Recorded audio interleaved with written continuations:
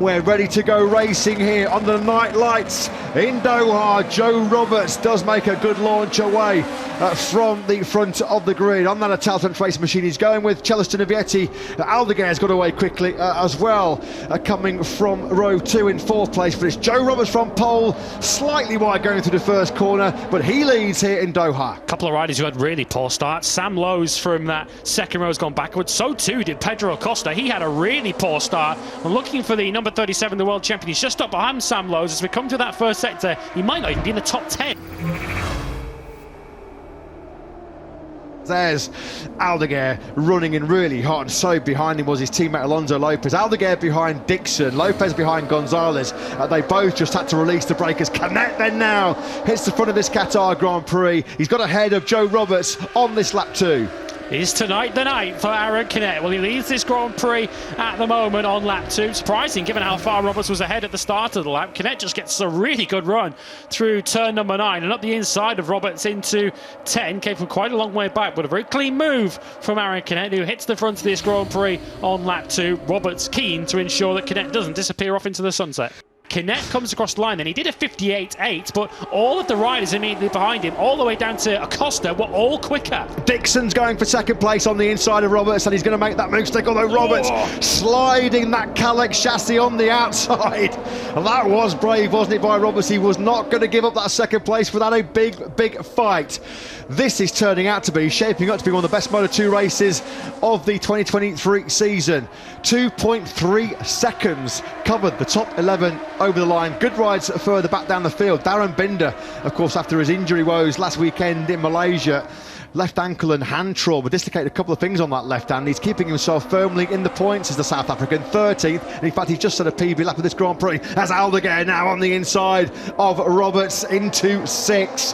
How good has Fermin Aldeguer been turning that Boscoscuro on a sixpence in that turn 6, and he makes another big move. And now the 3 riders who are battling it out for 3rd in the World Championship are 1st, 2nd and 3rd in this race. Aaron Canet, who's currently 5th in the points, Dixon, who's 3rd, and Aldeguer, who's 4th and closing in quickly. Aldeguer not close enough this time for a move. Gonzalez is, though, as he now relegates Roberts another place, and Arbolino quickly in there to try and take advantage of Roberts losing out there on the way through turn 10. Yeah, Roberts getting roughed up a little bit here because Gonzalez has come through, and now Tony Arbolino now is going to have his hands full contending with the always aggressive Alonso Lopez as Arbolino runs in wide. He slots back on circuit in 10th place just over Acosta, now back in 11th, lost all of his momentum. I don't know whether that was a pure out-and-out mistake of his own, as Aldeguer now on the inside of Dixon into 2nd place, and Canet has got some big trouble brewing here now in Lusail. The problem that Canet's got here is Aldeguer looks like he can overtake when and where he wants, and he's overtaking into turn number 4 and taking the race lead. It's going from bad to worse as well for Roberts because Aguirre has picked him off now for 6th place. Aldeguer is 0.7 of a second faster than anybody else on circuit, and look at the gap he's already put between himself and Aaron Canet, who has absolutely no answer for that. Dixon doesn't appear to either. Gonzalez, as mentioned, the next fastest rider on track, who's eyeing up a first Grand Prix podium here. I think this is what you call hammer down, as Dixon loses 3rd place.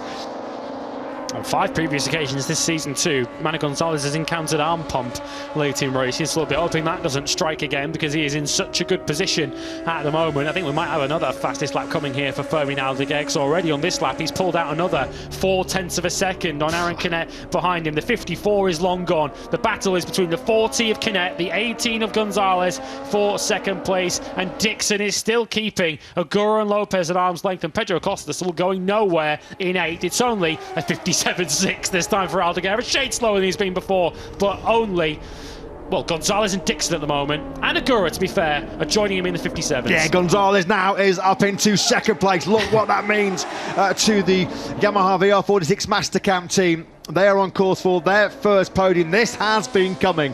Gonzalez has been threatening this. He's just been very patient. He's been very smart here, just to make sure he waited for the optimum moment to make sure that the move was clean, and he's finally found a way through on Aaron Canet.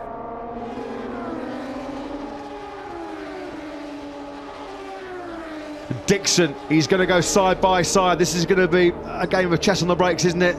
Dixon's got the inside line, nothing that Aldeguer could do there to turn in. Last lap underway then, Aldeguer has it by nearly 1.8 seconds. Game on in the battle for second, that's still raging between Gonzalez and Canet, this sweep through picture.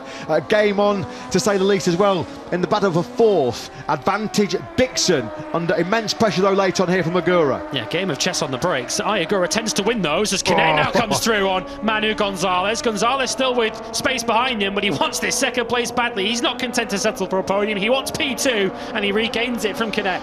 Stunning shot there, the unburnt fuel in the exhaust of Aaron Canet. The flames popping out here as Agura sideways on the inside of Dixon into turn 6. He's made it work once again. Can he now hold off the Brit behind him on the 96 bike? Further up the road, Aldeguer's lead after the skirmish between Canet and Gonzalez gets stretched out to 2.5 seconds. This battle raging between Gonzalez and Canet has seen them slip 8 tenths behind Aldeguer. It was all in material anyway. Dixon. Yeah, he's running that tight line. Agura gave him ample room there, didn't he? And no second invite needed. Dixon says, thank you very much.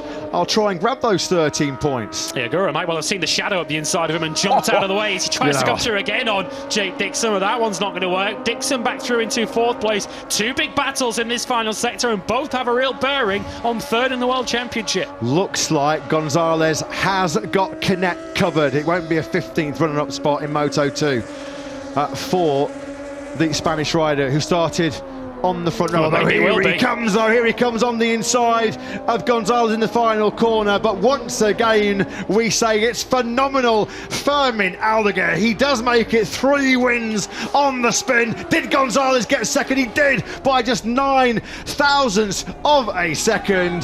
They can't believe it, can they, down in the Yamaha VR46 Mastercam team? But huge congratulations once again, Fermin Aldeguer with another commanding Grand Prix victory here. Superb, stunning final lap for Brit Sam Lowes. He sets the fastest lap of the Grand Prix, and it was once again another display of pure dominance from Aldeguer.